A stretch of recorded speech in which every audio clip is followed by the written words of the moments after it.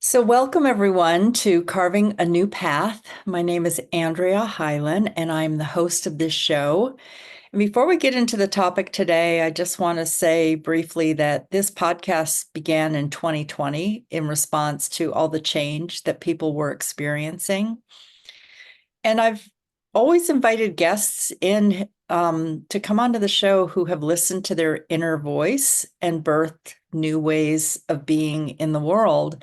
And certainly, Sofia Wren is one of the guests who has returned to the show several times with a variety of offerings for writers and creatives. And I've even posted in the show page link here previous shows that of the topics that we have talked about so that if you're curious, you can go back and they're all very uh timely. They're not topics that expire. Let's put it that way. So today's show, episode 47, is called How Digital Organization Relates to Putting Yourself First with Sofia Wren. And before I welcome Sofia onto the show, let me just read a few lines about her so that you can begin to feel into her brilliance. Sofia Wren helps sensitive people write for a book or business so that they can serve a wider audience. Sofia has pursued a passion for publishing online and in books for over 20 years. And for 10 years, she's run her own business, learning how to sell and connect with writing. She now focuses on entrepreneurs and writers ready to hone their writing, reach the people they are here to serve, and feel the love. So, welcome, Sofia. Thank you so much for that introduction. Well, I'm so happy you're here. And I want to say to the listeners, I have recently hired Sofia to help me with my book. And I really appreciate the collaboration and we're kind of finding our way. That's I'm a writer who works with other writers, and so I'm learning how to ask for the support that I need and figure out what that is. So thanks for playing with me with that, Sofia. Yeah. Yeah, it's my pleasure. That's so Mm. exciting. Yeah. All right, let's dive into this topic because this is something that you have a lot of experience with it and you've had a lot of curiosity about it. And we've been talking for at least the last year about doing a show about it. So let's dive into just the story of how you got into this. Like what sparked you around digital organization? Yeah. So I wouldn't describe myself as a very organized person. I think I got by by the seat of my pants when it comes to like being in school and making deadlines and stuff like that. Some things I was good about, but I can just picture myself in my office and just all the paper and all the notebooks and all the clutter and all of the kind of mess that really symbolizes also my ideas on the inside, because it was kind of to the point where I didn't know how to do anything that, I could write down an appointment and like a shopping list, but there's a lot of things that were a little bit more complicated that I didn't know how to keep track of. So I would write a lot, I would write things down a lot, but there's a paradox of the more things you write down, the less likely you are to find any one particular thing, because now you have so much masses of stuff. Right. And when I was younger, when I was in my 20s, I started really getting into writing every day as like a form of self-care. And so then again, I've got writing from every day of like, as the years build up, that's notebooks and notebooks and notebooks. And there's some stuff in there that's irrelevant after a while, but there's some things that are still relevant. And I would pick up a notebook off of the shelf from years before and be like, wow, this idea, why did I take so long to do something with it? It just kind of got lost. And that's disappointing, because for me, creativity is like my religion, and I don't want to lose that because it's like my ultimate value is the creative aha moment. And to have something kind of slip out of my fingers was really disconcerting to me. But I didn't really know what to do with it for a while. And then the next stage of my life, I decided when I was 30 that I was going to go live in Japan.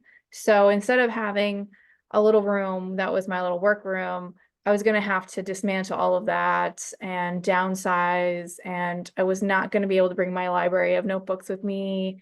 And I really like writing by hand. Um, and so I had to figure out new ways to organize my thoughts. I could no longer use the method of, I'll just stick this on the floor where I walk every day and I'll see it. That could no longer be one of my organizational tools. I really need to go digital. So the push to go digital came from needing to travel and needing to move.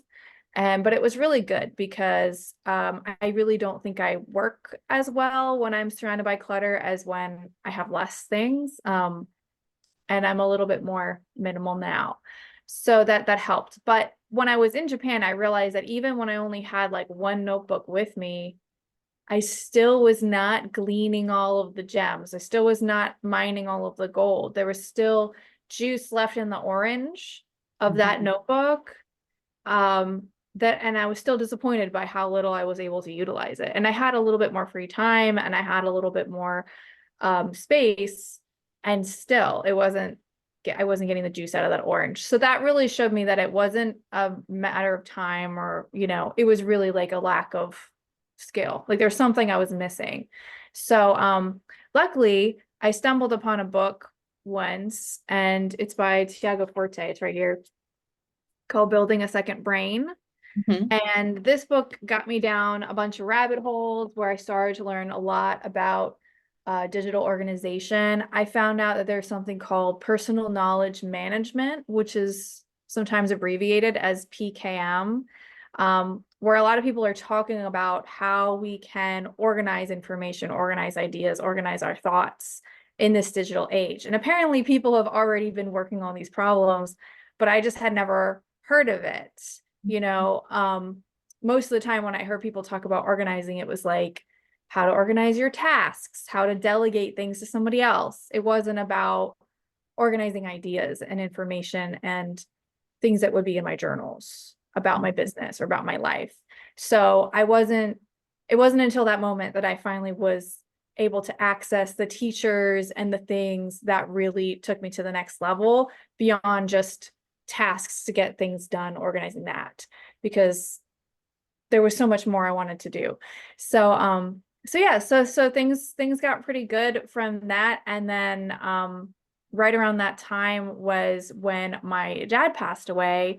So that really shifted my priorities a lot, because at first organizing everything, what was the priority in the beginning was I want to live up to my potential. And in my mind, that meant career. That meant being a writer and publishing a lot of articles. That meant growing my business and being successful in this career category. But in the process of recovering from grieving, I really recognized, my mental health. If you are successful and you don't have your mental health, what do you have? Nothing. So the real priority is my mental health. And I decided to really put myself first, because my relationship to myself is the foundation of everything else. And I just decided that because it's so easy for me to bump up other priorities, I just had to make that number one, that my relationship with myself is number one.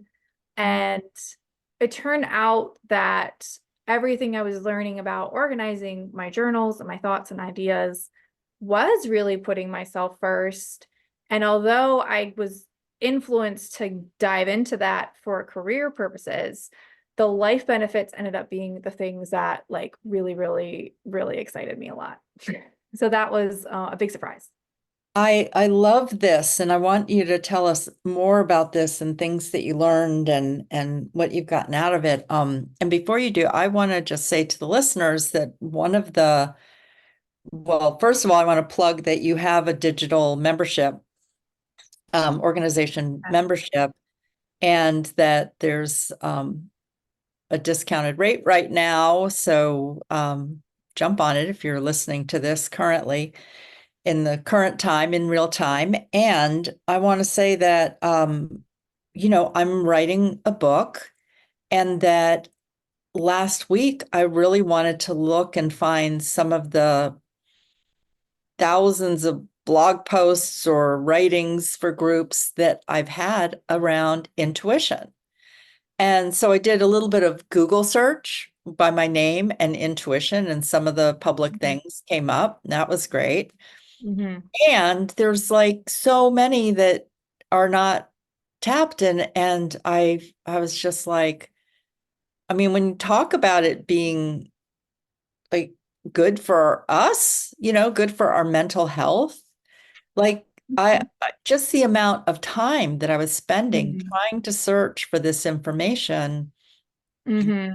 It's again, kind of frustrating, right? very frustrating and took away from the creativity of actually Yeah. putting this together. And I understand we can all write things in the current moment and all. And I'm with this book, I'm drawing on decades of experience to get me to this point with the topic. And I really wanted to go back to some of those early memories that I'd written about Mm-hmm. and some of the small steps that I had taken, not the big, bold moves that I take now. I wanted to go back to the root of that.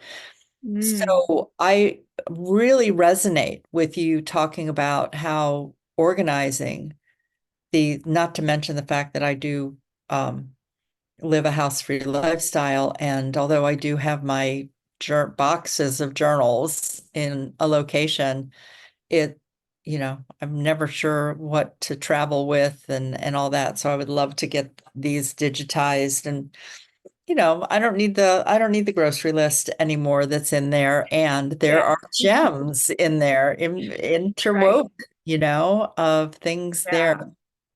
So so let's go back to kind of like what you've gotten out of it and things that you've learned. Uh, yeah. Well, I'm so excited for you. Thank you for sharing that because I feel like it is kind of the going from the hours of searching for something and being kind of frustrated when you can't find it, especially when you're on like an inspirational high, when Mhm. you're like, Right. oh yeah, Yeah. I'll find that thing and like, oh, I'm in curiosity and like, oh, this could be a delightful little process for me to reconnect with my past and get inspired. And wow, she had some real wisdom that I can incorporate into my current project. And like now I'm gonna reach for the wisdom and it's like Yeah. now you got to go down this rabbit hole for like hours and what if you can't find it and it's just like okay, you know what I mean, that like your juice kind Yeah. of got watered down by the search process, so that I totally, yeah, I feel that. um and so to not have that, it's a lot nicer because then it's more, instead of having frustration slash disappointment slash annoyance, you've got sort of a like, okay, here it is. It's just like, oh, here it is. And now, you put that inspirational high into, oh, wow, discovering what I said. Oh, okay, yeah, let me grab this paragraph and like, oh, let me weave it into my project. And, now you're in crafting mode. And then that's just a more Definitely. fun place to be. And, so like eliminating those negative feelings. I feel like there's many people, and you're not one of them because this is your pro, but there's many people who they bump up against that frustration and they just stop and they're just like, never mind, Yeah. like this isn't fun, I give up, and so I'm excited that I'm kind of proselytizing this because it's an opportunity for so many more people to have fun and continue and get to the finish line of the final result. So I mean, I did end up writing a lot of articles, and the cool thing was that when I would sit down to write something, I nearly always already had a page full of ideas and things drafted, like it just already was there because I'd already thought about it on some other day and it was easy to pull up, or there were old ideas that had been kind of seeding and simmering, and I had all of that easy to find. And kind of like even just reminding myself of what I have was a lot easier. Um, so all of that was good. And I had that satisfaction of things synthesizing. So I felt a little bit more fulfilled as a writer, save that time, save that energy. But in the mental health and in my life, I think overall the most important thing for me is again remembering what my real priorities are. Because like I said, I have this pattern where I prioritize worky type of stuff over my life stuff, and then the life stuff doesn't happen. And then I look back on the past decade and I'm like, why didn't I do this thing or that thing? And that's what life is about, right? So to be able to get a handle on where my thoughts were going and reviewing the past and being in tune with myself over time, remembering, okay, Tuesday, Sophia said she really cared about going to this event on Saturday. I made that happen. And that's really important because I feel like that builds a lot of self-trust with myself. And then it's also just like kind of walking my talk and actually seeing change. Because you can write and write and write that you want something, but if you don't actually go do it, then it doesn't really change. You know, the writing is the first step, but then you need to go take the other steps. So I found that happening more. For instance, like my health and stuff has been a big priority. I went to like two physical therapists in the last year. I was going to appointments all the time. And, you know, again, that doesn't translate into like any career success, but obviously it's really important to be in health mode.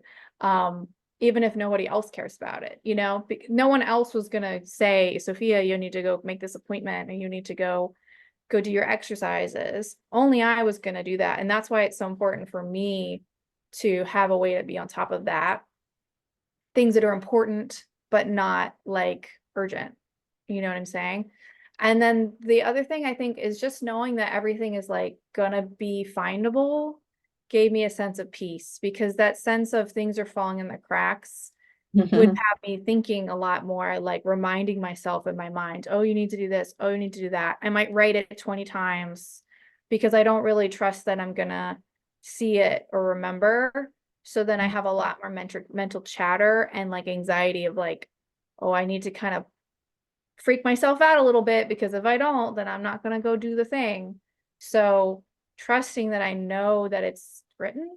Sophia's going to see tomorrow. She's going to do the thing. It's okay. I can just let it go. And that's really helped my anxiety. Really, I didn't realize how much it was going to give me a sense of peace to be more organized. But that alone, I mean, think of all the money that, you know, people spend on therapy and supplements and all this stuff. So, I mean, that alone is really big. And then the other thing too is like with boundaries, because I also have a habit sometimes of forgetting how I feel about things. So to be able to see, yeah, this always bothers me. This always bothers me. I said it bothered me last time. Maybe we can like shorten the time that it takes to have a boundary with something and not repeat it over and over and over again. Like maybe having that boundary sooner would be helpful. Because I feel like sometimes it's about what you do, and other times it's about things that you don't do. So just being clear on like what I'm not going to do. Like I really try not to get on social media in the morning. And it's hard for me because I'm definitely addicted. But knowing that that's something I keep writing in my journal about, that, oh, this morning was really nice because I didn't go on my phone, and just remembering that information. And all in all, I think that just all of those things together have made me a more confident person, because I really know what I think. I know what I value. I walk my talk. I'm holding myself accountable and I'm keeping promises with myself. So I just feel like not only is outside changing because I'm doing different things as a result, but internally, I just feel more confident in myself. I love this exploration and what you have learned from it. One of the things I want to highlight is the trust piece.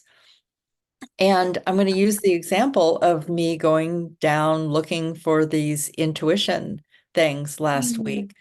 And what started to happen, I mean, first of all, I'm very committed to finishing this book. It is something I started probably in 2015 and have spoken about the topic. So it is, I want to say to the listeners, like, I'm really committed to working on this and bringing it across the finish line.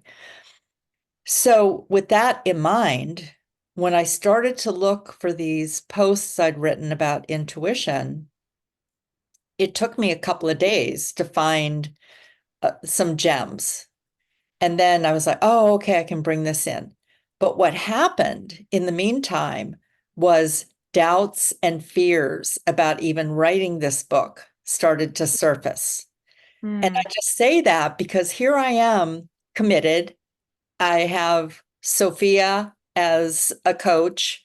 I have support. I have lots of experience. And that's where it was like the trust started breaking down. And so, I yeah. mean, I really just experienced that. So really understand what you're saying about the trust. And the other piece is because I believe part of building a relationship with our intuition is about trust. And it is about letting our intuition know that we're listening. Like, I heard your idea. I Mm, wrote it down. yeah, I'm yeah, inspired. Thank you, intuition, for bringing this to me. I want to do something with it someday. And then it's like burying it under reams and reams of paper. yeah, And what does that do in building our relationship with the inspiration that comes to us? So yeah, I'm really excited about this. Yeah. And when you have it,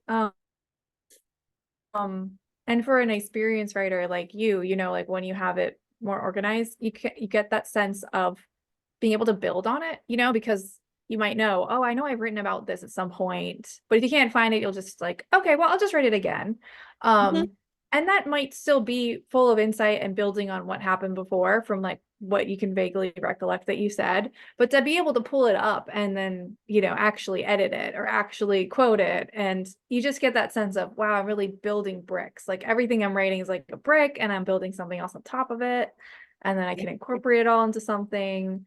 It really, yeah, it's just so satisfying. And so I just yeah, you can't beat that. But the other thing that I kind of have thought about this topic is, well, just that it isn't really discussed, you know, like it isn't something that, like, I feel like I'm trying to create new language for it to describe how much it matters, because I think that people know is a problem in some ways, like, oh, I can't find things, or, but it's not urgent necessarily. You know, for you, it's urgent because you're writing a book, but a lot of people, a book might be something they intend to do next year, the year after, or it's not really an urgent problem. So, um, it took me, you know, like a decade and a half to get to the point where it felt really necessary. And then I even didn't even know what to do with that problem, because I didn't know, what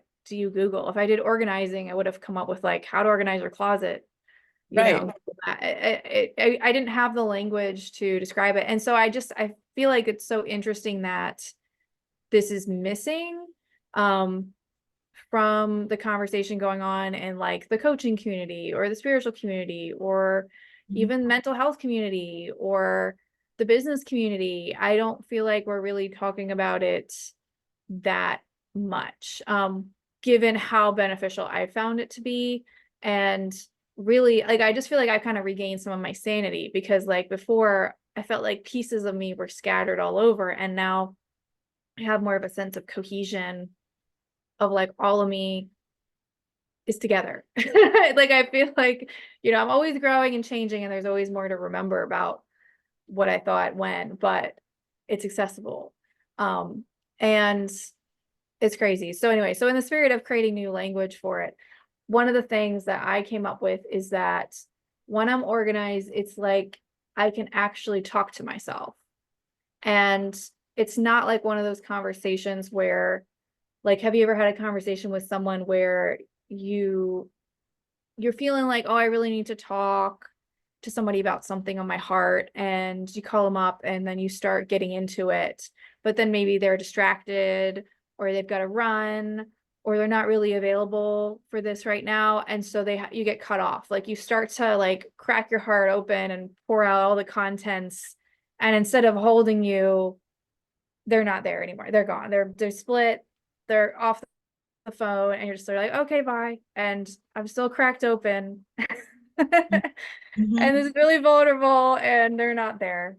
And that for me, that's like a very deflating, disappointing, almost hurtful kind of feeling. And it's like, well, then what do you do the next time you talk to them, right? Like you're probably going to be a little bit cautious. Like I would be cautious. I might not go there for a while. Or if I did, I might ask like, hey, like, do you have time to hear me talk about something? Like I want to, try to get their full attention. But I would know that this is a risk. Like this is now risky. This is now not a given. And that's that trust piece. The trust has been cracked. So like with ourselves, it's like the same thing that we don't physically call ourselves up, but we try to talk to ourselves all the time. And the conversation can be deep or it could be something else. And it could be risky or it could be very stable. And so like if I'm writing something in my journal I'm like, oh, I really need to do this. My hope is that future me is going to remember that either because I wrote it down or because she's going to read it. And if I don't feel like that's going to happen, that's really sad. I mean, that's really sad that I have this relationship with myself where I don't trust that she's going to be present on the other side of the phone.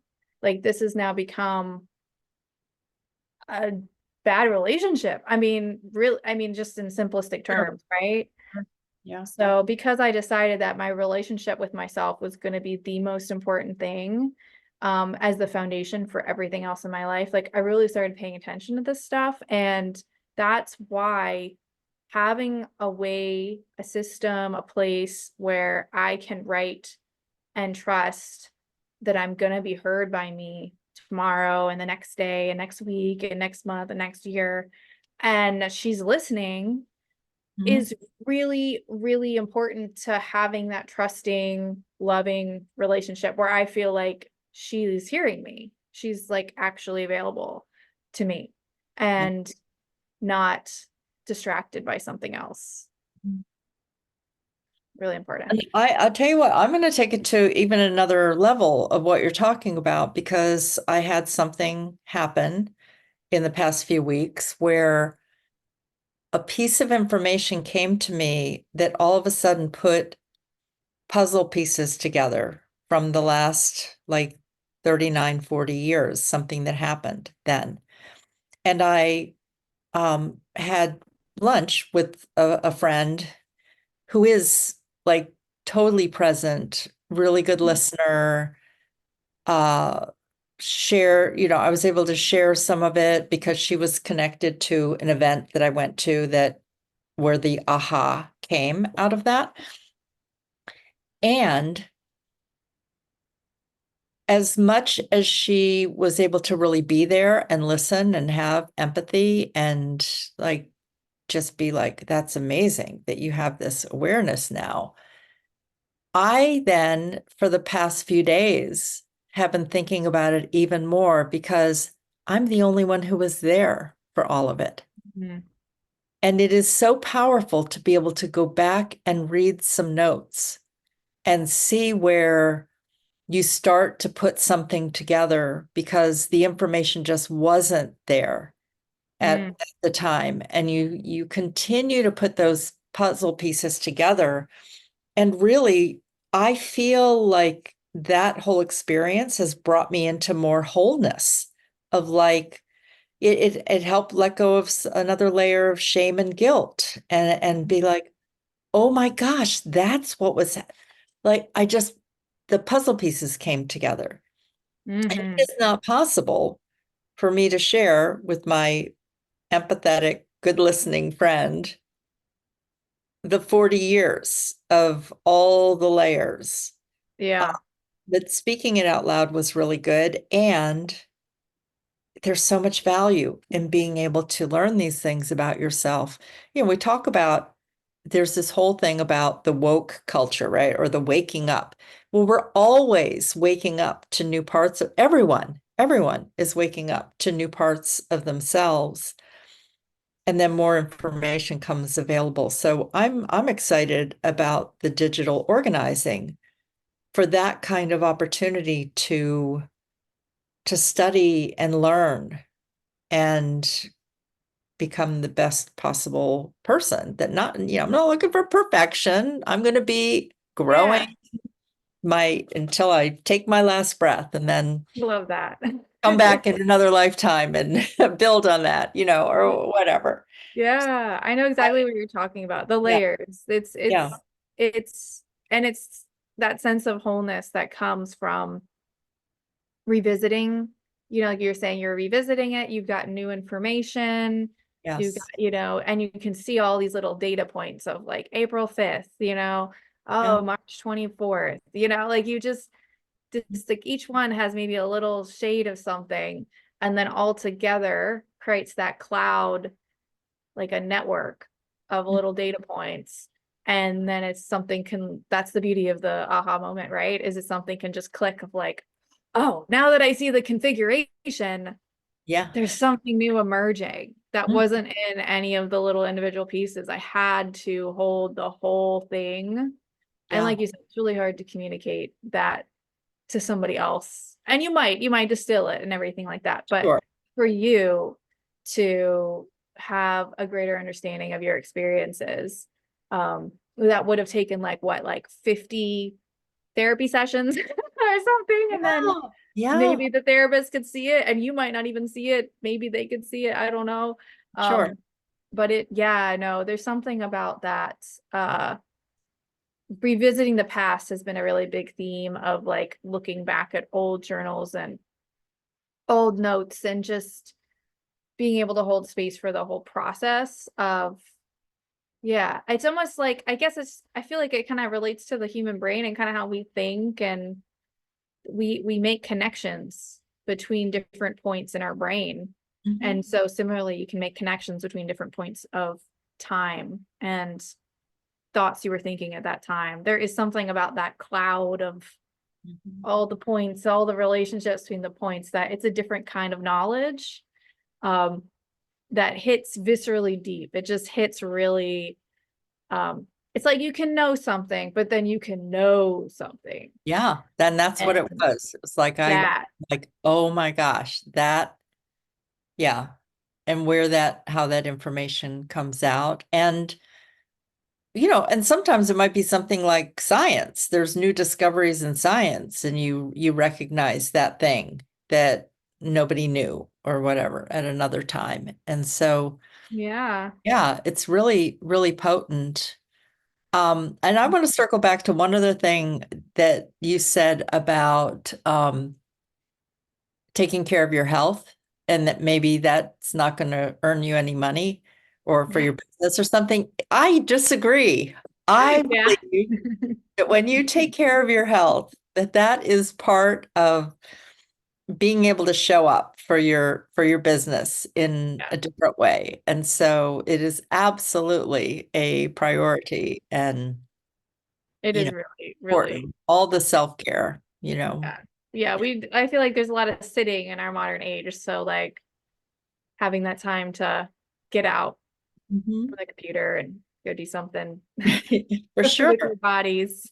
Yeah, Yeah, your yeah, energy levels are really good, and also you can get aha moments doing anything. So, for sure. um, yeah, no, totally. But I think it's interesting, like, yeah, just how for me, it's so easy for certain things to fall in the cracks, and just unless I have it written where I can see it, that this is something I care about deeply, that whatever conditioning is making me dismiss it, like that's not the real me, like I'm still learning that one. But at least my actions have displayed my actual priorities and not the conditioning. So it's not totally eliminated, but Uh-huh. Yeah, we're I'm all not I'm works not in there. progress. Yeah. Yeah, I've Sure. improved health. So that's a win. Yeah. So I think it's been good. And it's been making me more self-compassionate, because it's like, um, the point isn't to look at the past and to like berate yourself Right. for your bad decisions, but it's really to come at it from a place of, again, my relationship to myself is the most important thing, whether I make good decisions or not. I still got to love myself, and Mhm. that I'm always learning, it's growing. And yeah, we don't expect ourselves to be right. We're just trying to learn as we go. So, Well, failure is a good teacher, and making yeah. mistakes is the way that we really learn. It's brought it home even more having young grandchildren around me in the past few years because I watched them learn to roll over and learn to crawl and learn to speak and learn to walk, and they they're falling down all the time. They can't do it. They learn through the trying and so yes, let us all have more compassion for ourselves and get rid of the whole perfectionist thing that you actually do need to fall down and get back up and all of those strengthen your core muscles physically, emotionally, mentally. Yeah. And like kind of for that point too, with like what I realized in the journey with organizing is that um there's sort of a completeness issue, like wanting it all to be organized right now, that one of the things I learned from Tiago Forte, who wrote that book that I read, is he was saying that when you're trying to organize, let's say, a huge number of documents, you should really just start with the ones that are relevant for what you're doing right now. Mm-hmm. And the others you can stick in an archive for Mm-hmm. later. But you don't actually need it. You only need the things that really matter to be Mm-hmm. organized. So again, it's about prioritizing. And I found that yeah, there'll be certain pieces that will be in one spot that maybe a mindset of completion and perfection, like they should always be every day moved over to where the bulk of my notes are. Mm-hmm. But Mm-hmm. what I found is actually I just let it be kind of cyclical, that like there's some days I sit down, I go through those, and it's kind of a little blast from the past. Like, oh yeah, this was from last month. Okay. And Uh-huh. it's okay if there's that cycle of, as long as I do eventually bring what is important over Mm-hmm. to where it needs to go, then it's okay. But it doesn't need to be perfect every single day. It doesn't need to be streamlined in every single sense to have this kind of completeness in any second. You know what I'm Mm-hmm. saying? Because there's little hicks. Like for instance, you might have somewhere where you write a note in the car and it doesn't end up where it really should go for a while. But I kind of see those little points of like friction, because so many things are automated these days that you might think, oh, it needs to all be part of one system and everything's updated instantly and everything is like connected and I don't have to think about it. It's just going to be there. But we actually learn by thinking about things, and we Mm-hmm. actually learn by taking a little effort. So for instance, the time it takes for me to take a handwritten journal and read it out loud and have it transcribed and then put it into my computer and maybe scan it for errors. That's helping me learn that Mm-hmm. I wouldn't learn if I just typed it up and it was saved, because I wouldn't look at it a second time. Mm-hmm. So those points of friction are actually really useful. And again, by not instantly updating it and taking maybe some time once a month or whenever, it just is helping my learning process. So the imperfection is actually helpful and not a problem. It's not a problem for me anyway. But I had Mm-hmm. to kind of just understand that like the goal isn't to have everything perfectly organized. The goal is to learn, like we were saying. Sure. And is this assisting you in learning? Is it assisting you in remembering? As long as it does, then that's great. Yeah, and for the listeners out there who feel like they're creating all the time, just know that it's never going to be all categorized and Yeah. organized. It's like just keep Yes. creating, enjoy it, and to have something. So I'm wondering, as we're winding up, Sophia, two things. One, do you want to say anything about the membership? Do you want to share something about the membership? Yeah, so I decided whenever I create something, I'm always thinking about two things. Will it help somebody else and will it help me? And so so what I learned through this process is that it is a process, it is a practice. It's not one and done. I'm now organized, just like if you make a meal in your kitchen now needs to be cleaned. Like that's just the life. Yep. Uh, and so I wanted a place where I could get together with other people and we could together be doing this practice. That's just a part of life. And it's just a nice thing to have people reminding you about different ways you can do it. And then the other thing I wanted to do was to share the systems and the free programs I'm using and the things that are helping me to organize my life, because it might not be the exact way everyone else wants to do it, but I've learned a lot of things that have worked for me and it could be really helpful. So I have created a membership where a couple times a month we get together. I share a short teaching about organizing, and then we also have time to just to dig into our notes, to dig into our documents, dig into our journals, wherever you have ideas to explore. Let's just go sit down and do it and put the time in and then call it a win. Mhm. Yeah, I love it.